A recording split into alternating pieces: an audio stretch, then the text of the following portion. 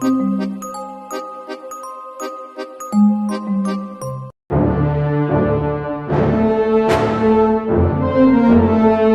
this year we got the Yugioh Early Days Collection.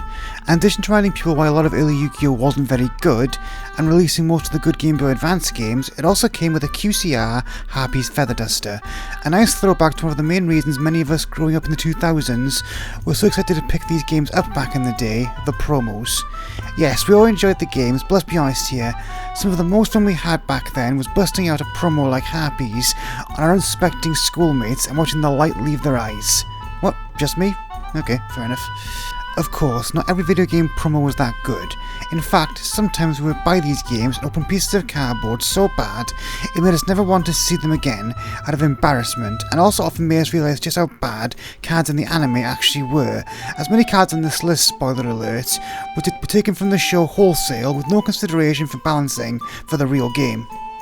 Which I guess in some way was actually a good thing, and for some of us it was our first introduction to the difference between good and bad cards, and it highlighted important aspects of Yu-Gi-Oh, like measuring how good a card was compared to how hard it was to summon, and the importance of removal in the game, among other lessons. So today we're going to take a look at the top 10 worst cards given out with video games, and before we start I'd like to just say there's very little anger in this video. After all, it's not like we lost anything with these cards. Most of us bought the games, you know, for the games, because if a game was bad, we could just buy the cards we wanted from eBay. This is more here to provide a contrast with the next video on the best promos than out of any true negative feelings. So with that being said, here are the top 10 worst video game promos in Yu-Gi-Oh history.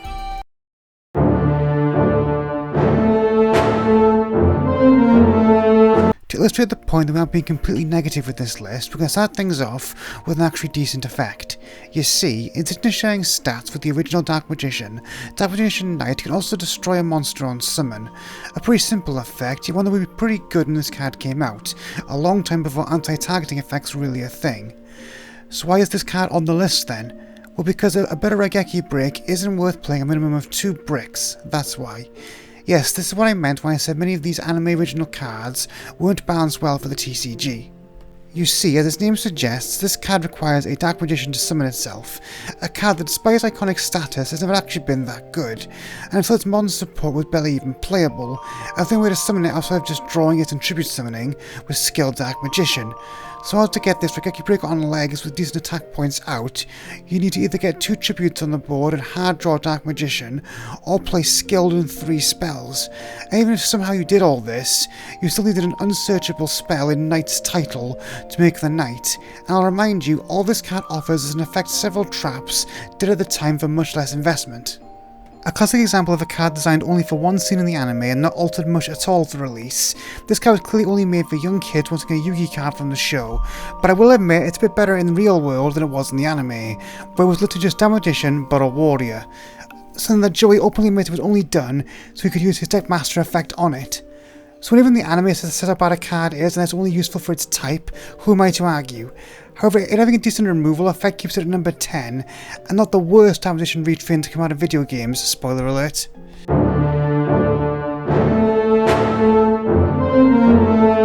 How? How do you waste such an awesome game and artwork like the ones found on MS the Infinity? A level 7 monster with art that looks like it could be from a final video game boss. You'd think MS would be a good card, or at the very least a card like the Creator, aka very powerful, but too high level to see much play. Instead, what do we get? A big guy who just gets bigger, nothing else. Yeah, for 2 tributes, all you get is a 2500 attack body that has the added bonus of getting 700 attack points if it destroys a monster in battle. Don't get me wrong, with stats this high, this card can certainly beat over a weak monster in battle and grow big. Assuming it doesn't eat a piece of removal on summon, which let's be honest here, at the minimum of 3 turns it would take to get this card out back in the day, that would be very likely in the mid-2000s, where every deck was running things like Mirror Force, Smashing Ground, Sakuretsu Armor, Ring of Destruction, etc. I said these bad promos taught important lessons to young players, and I don't think there's a better example of a card to teach that raw power means nothing in any semi-competitive Yu-Gi-Oh game, without either an effect with an impact on the board or some form of protection. So for that reason, I'll be nice, I'll give it a number 9 slot on this list.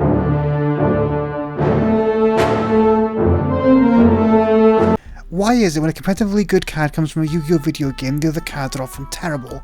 Much like our last entry, Trinity Beast comes from the video game Destiny Board Traveller, and for those who don't know, the final entry from this game will be on the best list, as it had a massive impact on mid-2000s Yu-Gi-Oh!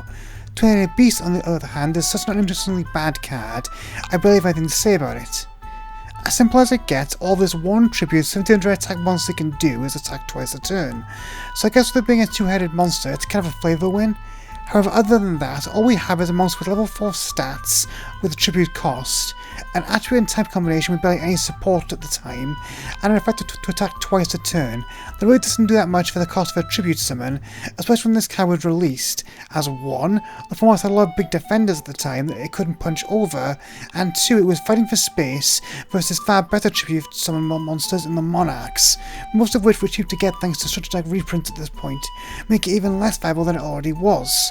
Two-headed Beast is a great example of why double attackers really don't work in Yu-Gi-Oh!, even in the older, slower days where they could have been relevant. Because the effect of attacking twice is such an inherently strong one in older Yu-Gi-Oh!, it will also be counterbalanced in one or two ways, either with below average stats or above average levels, and this card, unfortunately, is the worst of both. It would literally not be till the Link era we got a meta-relevant double attacker in Boral Sword Dragon. That's how long it took for the game to get to a point where double attackers that have easy summoning positions and an upside could be printed without breaking the game in half, which it does make this card being so underpowered kind of understandable, hence its low place on this list.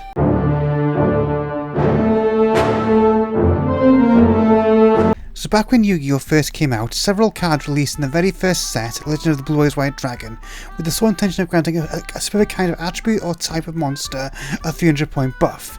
And as you can imagine, none of these cards ever saw play, because even when Yu-Gi-Oh! Was at its slowest and worst, these cards were still way too weak and situational to see play. As you can probably guess, making the boost 700 points for one of the least supported attributes at the time in Fire didn't do much to make these kind of cards any more playable. There is much to say about Salamandra, to be perfectly honest with you.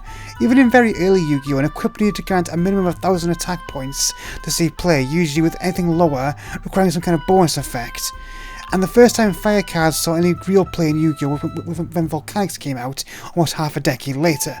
So as you can imagine, mixing one of Yu-Gi-Oh!'s least played attributes with one of its least played types, and one of Yu-Gi-Oh!'s least desired effects, does not a good card make.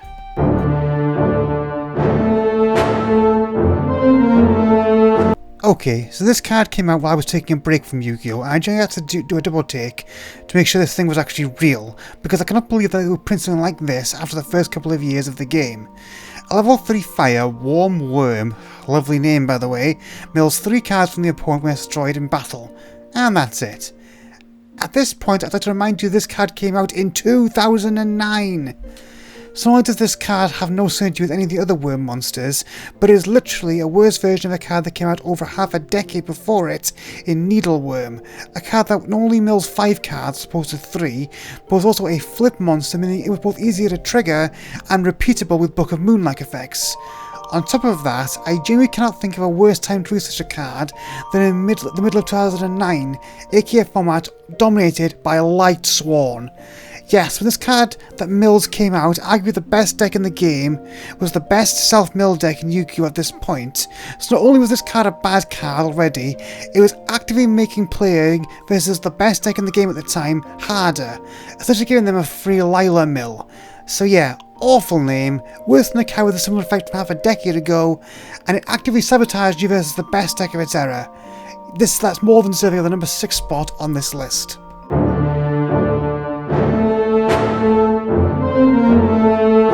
Well, I hope you all enjoyed seeing some original bad cards, because our top 5 consists almost entirely of bad anime cards, beginning with Sage's Stone. A normal spell, Sage's Stone is another simple effect. If you control a Dark Magician girl, you can summon Dark Magician from your hand or deck. So for the low cost of playing a useless 1-tribute monster and a complete brick, you get the honour of summoning a vanilla monster with barely any support, before they both get Lightning Vortex to hell. I guess also in Magical Christmas Land, where you open this, Dark Magician Girl and Knight's title, you could also end on the Knight and a pop. Another example of a poorly adapting an anime card to the game. This card is one of the rare occasions where a card that was already bad on screen is somehow made even worse in paper. You see, in the anime, this card could either, depending on how you look at it, summon a damnation from anyone's deck, or summon itself to the field as a damnation token. Now yes, the former would have been hard to make in a Yu-Gi-Oh card, although Magic the Gathering has done something similar, but the latter could have been done by simply changing it to summon the token, rather than becoming the token.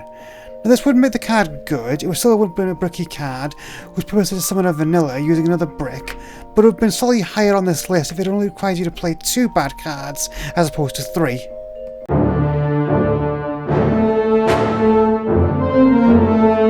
You know what's worse than a bad vanilla that has an awful swing condition?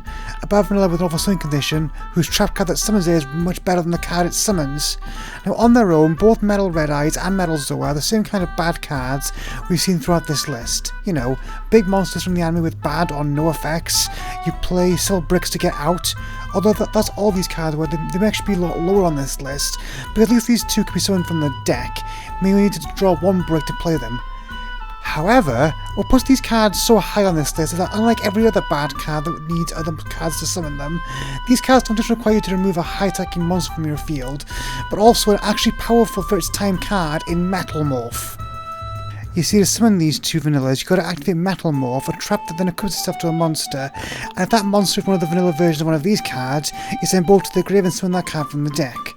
Or you know, you could forgo summoning a monster with 400 more points than its base monster, for the benefit of playing Metal Morph, a card that in addition to giving the monster its equipped to a 300 point buff, also gives that monster half the attack of any monster it attacks.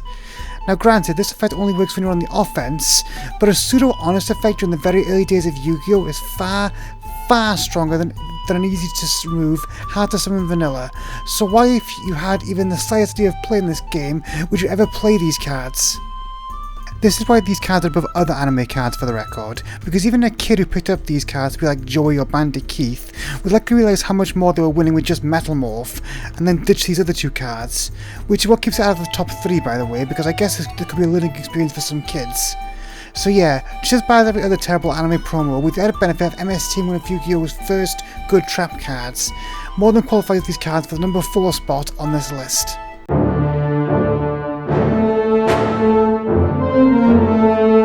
For those who don't know, one of my all-time favourite decks is Infernity. While I'm usually more of a control player, I do love the adrenaline of playing this balls-to-the-wall combo deck that requires an empty hand to pull off a combo that results in one of the best boards of any deck. I'll talk about this more in my best promos list, but needless to say, having a card that can search anything in the archetype multiple times a turn, including its own recursion and multiple copies of non-once per turn omni-negates, is usually worth having no cards in your hand. Needless to say, Infernity is the textbook example of a glass cannon, but in this case, this cannon doesn't fire cannonballs, it fires nukes. Sadly, none of what makes Infernity great is present in both Infernity Dwarf or Infernity Guardian, as all these cards offer for the massive downside of an empty hand is piercing damage and self-protection respectively. Now answer me this, would the Infantry Attack Piercer or a self-protecting Summon Attack Body be any good without this downside? No, of course they wouldn't, they were considered terrible cards, and adding this awful downside in my view makes them some of the worst cards ever made for a top tier archetype, a level of bad that only Blackwings could appreciate. And don't get me wrong, I do know why these cards were so weak and what purpose they were meant to serve, but it doesn't make them any better. For those who don't know, here's 100 Eyes Dragon. It's a synchro monster played by the player who played Infernity in the anime, and while it isn't a direct part of the Infernity archetype, it was clearly designed with this archetype in mind. What this card does is once per turn that you banish a level 6 or lower Dark Fiend from your graveyard and gain its effects the end phase. So the idea was to send it to the graveyard and essentially build your own towers by giving it protection or piercing whatever else you needed. Unfortunately, it's a lot weaker than it was in the anime, where it gained the powers of all darks in the graveyard, where you literally could build your own towers. And why would Infernity play this when they could play Void Ogre Dragon, a card that much more synergizes with the archetype and is a negate?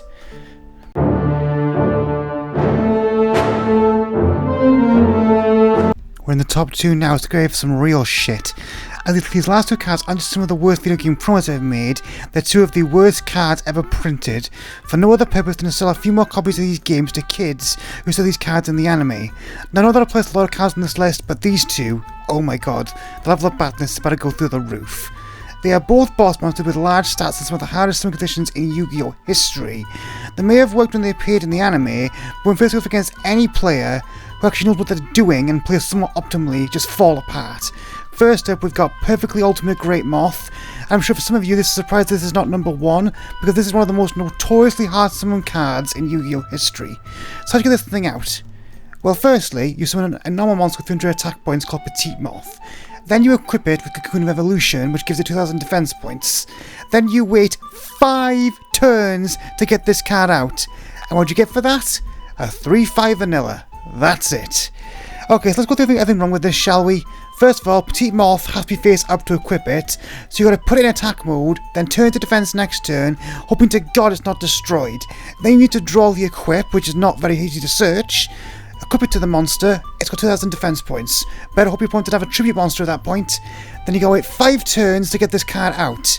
And if you do all of that, the monster you get out likely dies to removal the second it hits the board. What a load of shit. The only reason this is not number 1 is because this is slightly easier to get out than our number 1 entry, which is just as bad. So yeah, this card is abysmal, one of the worst cards ever made, but at least there's some world where you could get this out consistently. Which leads me to number 1.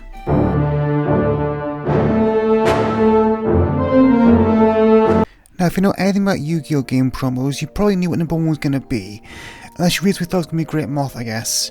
As this card isn't just legendary for being one of the worst video game promos ever, it's one of the worst cards ever made. A card so bad that one of Yu-Gi-Oh great Jesse Cotton's biggest challenges was just summoning this guy. Yeah, not one of those Team APS trying to win the game with this card. No, just summoning this guy is one of the hardest things to do in Yu-Gi-Oh! Now, we've talked throughout this list about the issues many bad video game promos have had. They were direct adaptations from cards from the anime, where cards weren't designed to be playable, but rather just to increase dramatic tension and provide a good climax to the duels in the story. Now, that's all well and good in anime land, where all the decks are terrible, and your protagonist can magically stack his deck, but in the real world, as we've seen all across this list, all we got are cards that look cool, but no matter how strong they were always held back by not altering their only works in an anime summoning conditions. And the best example of this trend is the Dark Sage. A massive 200 attack, 3200 beta, Sage, unlike other cards on this list, has an actually pretty powerful effect of adding any spell to your hand from your deck if you summon him correctly. Now, in a vacuum, this may be one of the most powerful effects ever put on a Yu-Gi-Oh card, as this card essentially grants you access to any spell you need for any situation.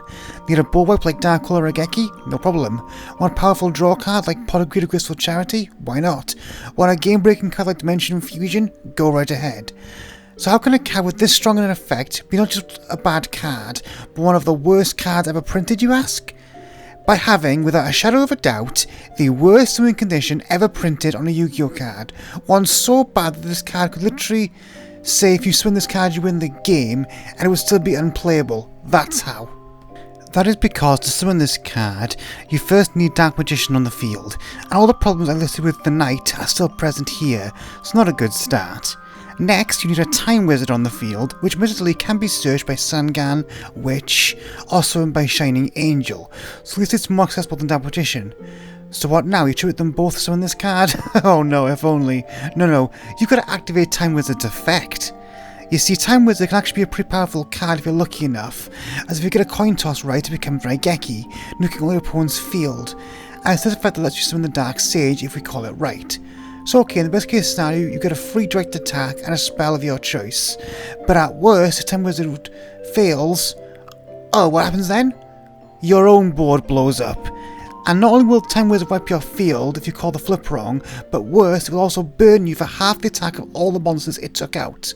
And keep in mind, you did have Dark Sage in your hand to summon it, so if you whiffed, not only are you down at a minimum of 1500 life points, you now also have a brick in your hand that you can't do anything with, unless you still have this board again, which again can just blow up if you get the flip wrong again. And that is why, in spite of having a good effect, I put this card at number 1 on this list. Most of the cards here are hard to summon, yes, but at least in Magical Christmas Land it's always possible. Not only is this card summoned entirely based on random chance, but late game has a real chance of just killing you instead. And that is the top 10 worst cards ever put into a Yu-Gi-Oh game box. And again, I just want to remind everyone that all these cards were extra freebies given out to players for buying a game they were probably going to buy anyway, meaning Kai didn't have to put any effort into this. Which makes the fact that sometimes they gave us meta-warping powerful cards for free even more impressive. so join me next time when we cover those cards in the top 10 best video game promos. See you all soon!